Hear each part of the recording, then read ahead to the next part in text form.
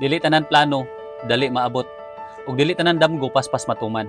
Ka journey, dugay-dugay pa gyud ni ma-open ang among fuel station. Daghan pa kayong proseso, approvals ug mga lakang nga kinahanglan humanon. Sa tinuod lang, usahay makakapoy.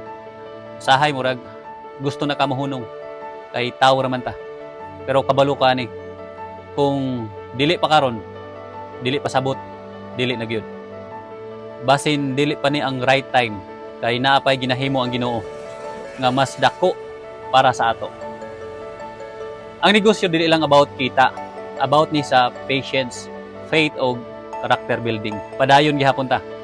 Bisan usahay mawad ang tagana. Bisan usahay murag mo surrender na ka. Ampo lang permi. Salig sa timing sa Ginoo o magpabiling lig-on bisan kapoy.